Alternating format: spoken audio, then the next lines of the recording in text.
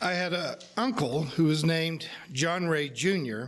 In his youth, he was called Junior, but when my father was born and completed a household with 9 kids, everybody's name got shortened, and Junior became June.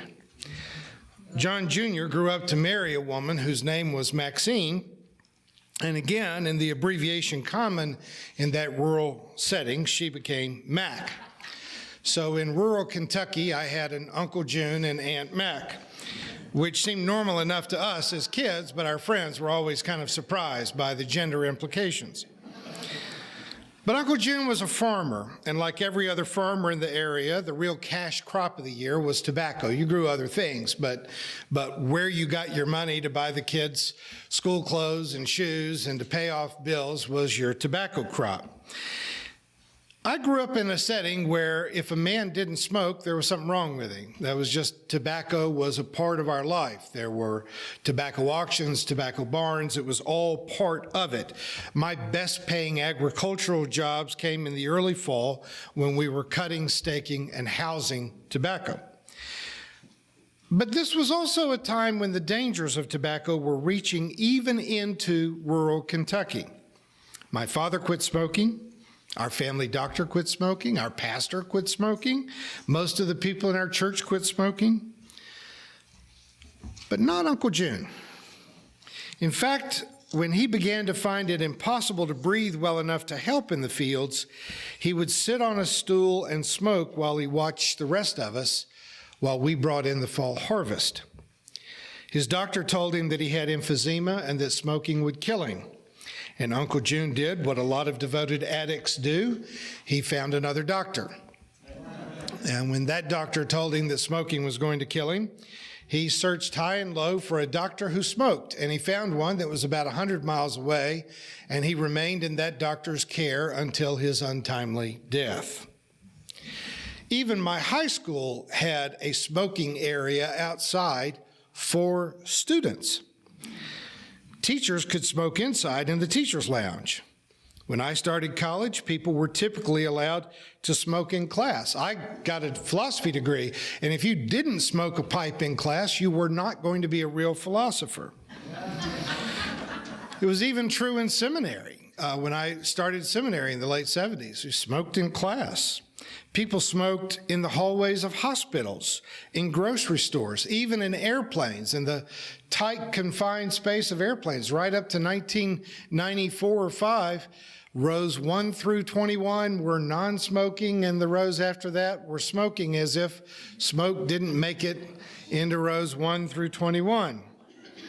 In my early years as a pastor in southern Kentucky, I presided over the funerals of a lot of men who were very much like my uncle, persistent addicts right up to the end.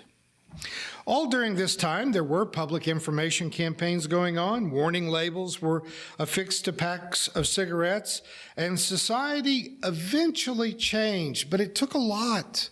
It took a lot, and society changed only very slowly. I remember going to Ireland and going to pubs looking for Irish music, and there was so much smoke inside the pubs in Ireland that you literally couldn't see whether they had musical performers in the room or not. And then they outlawed smoking in pubs in Ireland. I thought, Irish kind of like to fight anyway. I figured there would be a lot of bloody battles in the streets, but it went through without any big deal. First, there was evidence that it was bad for your health. Then it became socially largely unacceptable. There were smoking and non-smoking sections in restaurants and airplanes. But finally, public places became non-smoking areas, and then even entire campuses. If you drive by Cox Hospital and you see someone standing right next to National Avenue smoking, it's because they're not even allowed to smoke on the grass outside at the hospitals or on universities. But there were decades between knowing that it was a health hazard and changing public behaviors. And now, smoking is confined to very, very small spaces. This goes to why I absolutely hate for people to give me dieting advice. I'm not overweight because I don't know what causes obesity. I've got the connection between the fork and my waistline. I don't need more diet books. I need more willpower. In the world of psychology, the debate has gone on for centuries whether we are who we are because we're born that way, by our DNA, by our nature, or if we are necessarily a product of our environment or our upbringing. And clearly, the answer is some of both. Both things have a tremendous amount of influence. We know that almost every child who is molested, or everyone who molests children, was molested as a child. There's almost no exceptions. But not all children who were molested become pedophiles. We know that almost all cases of domestic violence are perpetrated by people who witnessed domestic violence in their home of origin. But everyone who saw their mother being beaten did not grow up to beat their own spouse. In the field of addiction, we know that the children of alcoholics have a much greater chance of becoming an alcoholic. And if you have two alcoholic parents and you drink, the statistics are pretty frightening, like 98%. So if you have two alcoholic parents, you really ought to just stay away from any place where there's alcohol. But while there are reasons in your childhood for your adult life, they are not necessarily causes. You have pushes in certain directions, but they do not necessitate the outcome. There are those who use their family of origin as their excuse for all of their personal failings. But they are reasons, but they are not causes, because we are actors in a moral universe. We are decision makers. Most of us grew up in homes full of prejudices of different kinds. It was in the environment of our homes. Racial prejudices, prejudices against gays and lesbians, against communists, illegal immigrants, and people of other religions. And for the most part, we didn't give any of those prejudices up all at once. I mean, I'd like to think that most of us have overcome the prejudices of our childhood, but it wasn't all that easy, was it? And it wasn't all that fast. I personally was really offended by the first openly gay people that I encountered in college.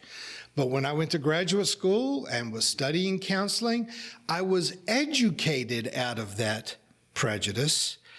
But I can't say that I had a change of heart until my two good friends, Misty and Marilyn, fell in love with each other.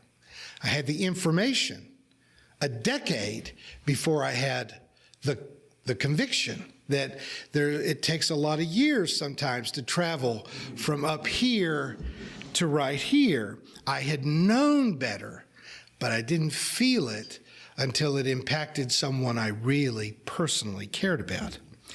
Probably everyone here could tell a story about having to confront the racism or prejudices that you literally inherited from your environment. It came with mother's milk. You know that there were years between the realization that your prejudice was wrong and when you really changed, if in fact we ever totally changed, because the shadows of those prejudices play around in us forever. But any substantive change we ever made started with a willingness to confront the flaw in ourselves. My Uncle June probably knew very well that smoking was killing him, but he would rather die than face those facts.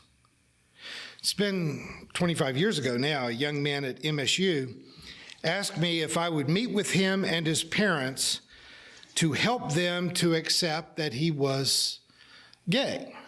And they came into my study, both parents, and they even brought his grandparents, came armed with huge Bibles, always a bad sign for me, you know.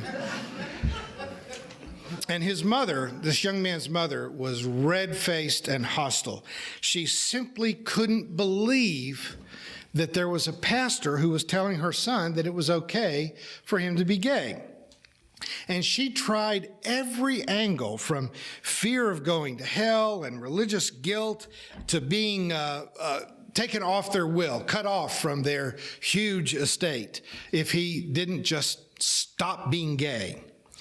Finally, she said, in the midst of her diatribe, she said to her son, "Look, son, when I'm watching those TV commercials and those beautiful models are shaving those long legs, you think that doesn't get me excited? But that doesn't mean I'm a lesbian, does it?" And he looked at me, and then he looked at the floor.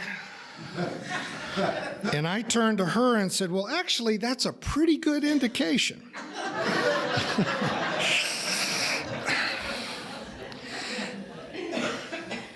I will not repeat what she said as she literally ran up and down the hallway outside my study in that church, literally pulling her hair and screaming to God to have me struck dead.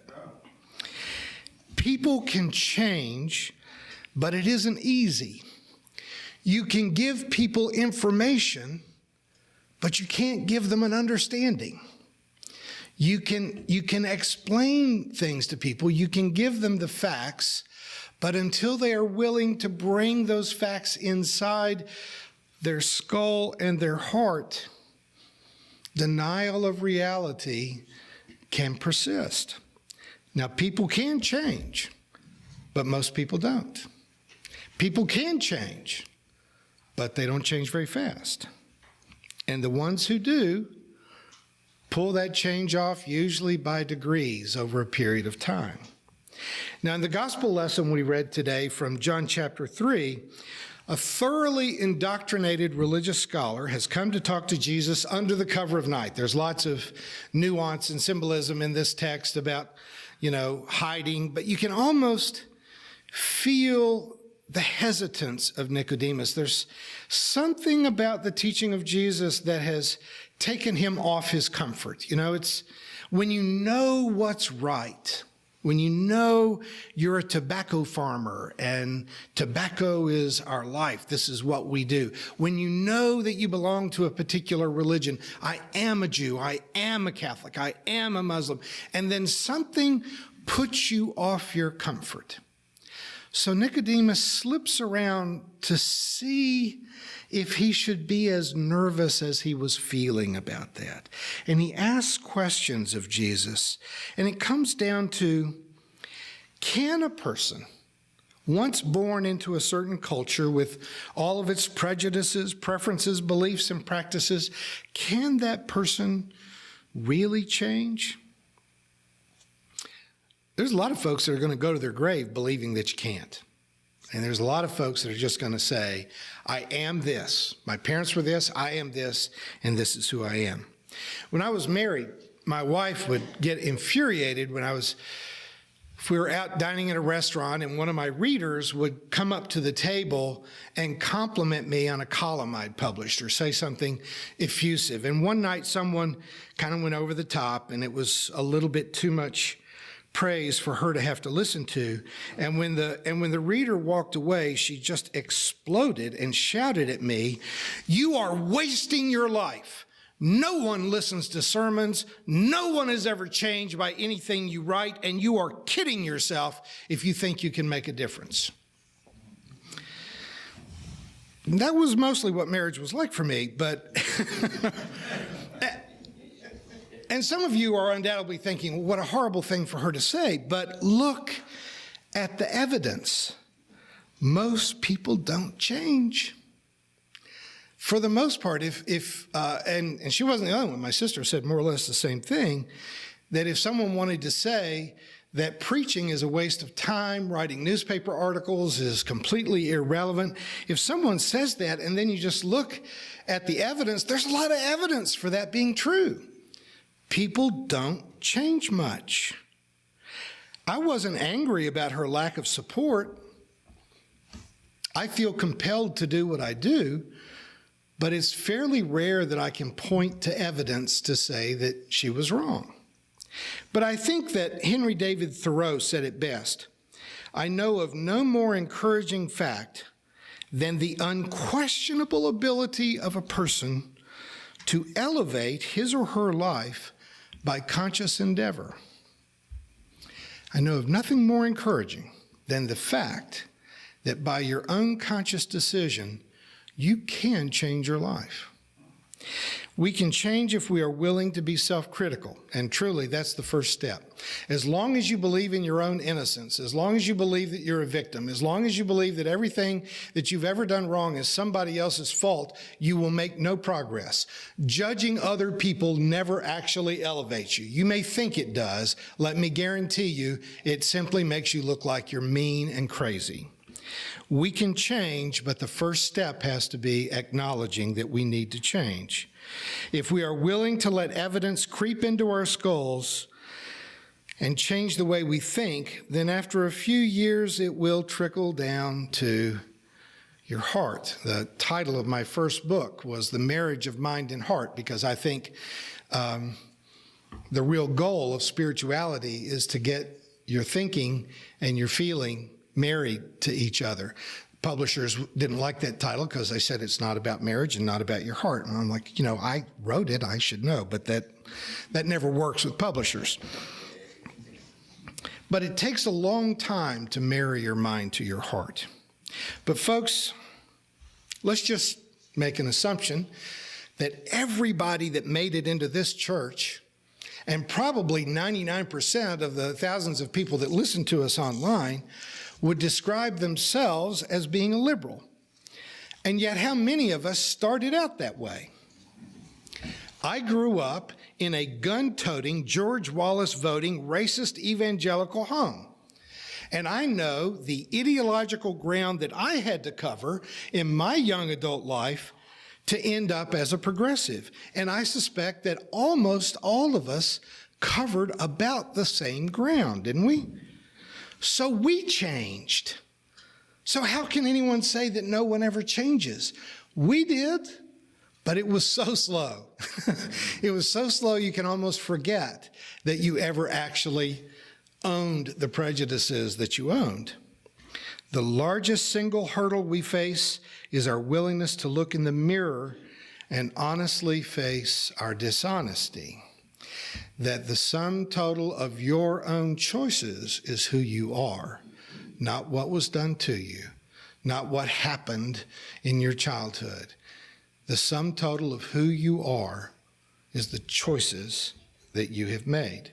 Now, we liberals, if I can be safe in making that assumption, you turn on the news, you see Sean Spicer walk up to the podium for a White House briefing, and you know before his lips start to move that he is lying. You know it. You just know it.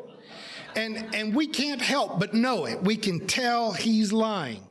In President Trump's recent speech delivered to a joint session of Congress, a speech for which many pundits gave him tremendous credit because he acted like a grown-up. He read off the teleprompter what had been written by someone for him. But a fact-checking review showed that he lied 51 times in 65 minutes, and he was interrupted by applause for at least 10 minutes of that. So he was lying at a rate of more than one lie per minute. That's almost breathless to lie that fast. But here's the trap, folks.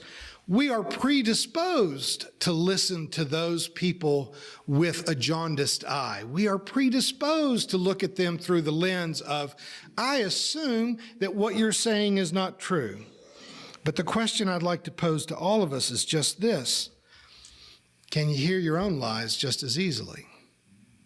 Can you? Can you take that lens that we use to observe Donald Trump or Sean Spicer and look at the mirror that way? Granted, we had to face down some ugly demons to make it into this room today. We had to be able to swim against the tide of the religion and politics of the part of the world that we grew up in to become progressives.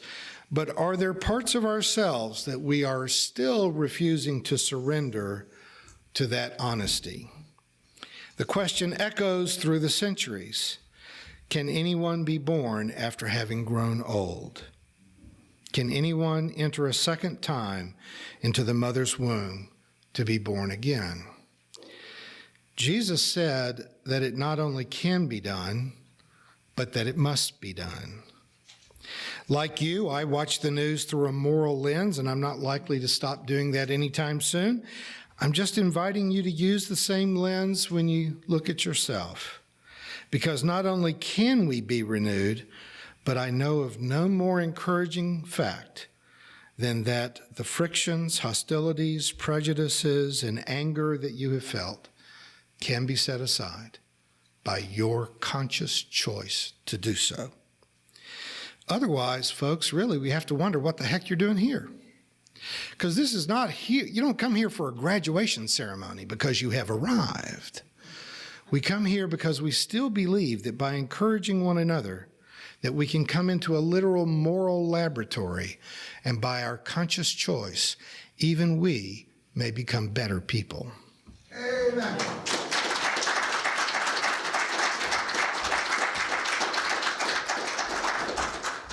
Thank you for watching our videos. We are entirely dependent on the donations of our listeners and members. We hope that you find this content to be important enough to help us to keep offering these videos to the public at no charge by becoming a regular contributor. Please click on the donate button on our website at www.spfccc.org. Thank you for your support of progressive religious programming.